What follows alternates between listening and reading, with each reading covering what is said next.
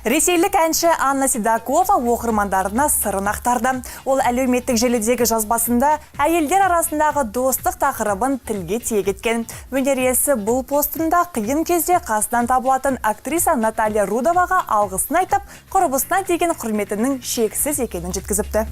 Мұндай қарым-қатынаста қазақ өнерпаздарының арасында да жақындық бар. Танымал продюсер Қыдырәлі Болманов жүрекпен ұғысып, бір-бірін тілсіз түсінетін жақын достар ретінде музарттық жігіттерді айталады. Мәскеудің мұстуысы келіп бір соғыс болған, әсіресе Инстаграмда.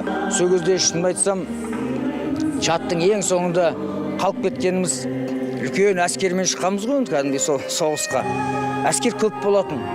Нағыз соғысқа кірген кезде қараса, қасымда Мейрамбек, мына жағында Сәкен, үшеуміз қалыппыз да. Ал Қарақат болса өмір мен өнерде де жақын құрбысы Мадина Садуақасова екенін айтады. Осыдан 12 жыл бұрынғы түсірілген клиптің өзінде бірге көргеннен бастап халықтың өзі екеумізді арғынның қыздары деп жаңағы біраз жақын көреді, бірге көргісі келеді. Және оның үстіне екеуміздің өзі бір-бірімізге тартылып тұратынымыз рас. Ал Қайрат Нұртас достықтың жас талғамайтынын дәлелдеп отыр. Хитмен өнердегі ең жақын жолдасы ретінде өзінен 10 жас үлкен Берік Айтжановты таңдапты. 2 күн бірге бір жерде болдық, отырып қалдық, содан бастап біріміз түсініп, бірімізді біліп дегендей, қазір қалай сонда қатты бір бауырымыз.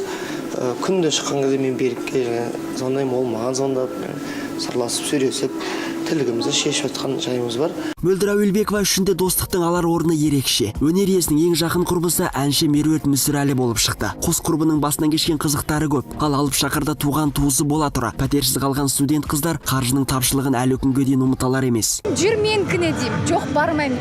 Сөйтіп екеуміз бір күн бойы далада жүрген күніміз болған. Сол қалған тиынымызды жаңағы санап көшеден бауырсақ сатып алып. Содан кейін бір күннен кейін ақыл кірді. Екеуміз неге бүйтіп жүрміз, туған туыс көп, ата-анамыз бар. Бір қызығы бұл оқиғадан бүгінге дейін Мөлдірдің ата-анасы да туған туыстары да бейхабар екен. Сондай-ақ отандық шоу-бизнесте Баян Есентаева мен Мадина Балғабаева, Дилназ бен Мақпал, Салтанат Бақаева мен актриса Гүлбахрам Байбосынова және Гүлназ Жоланова мен Іңкәр Әбдіраш жұбы жазылмас құрбылар. Ал бүгінде Шахизада мен Жеңіс Қақова арадағы достыққа сызат түсірсе, қазіргі таңда Рано Умарова мен Әсел Садуақасова да экс құрбылардың қатарында. Серік Қазаязбаев, Ғани Қалуов, Ревью жаңалықтары.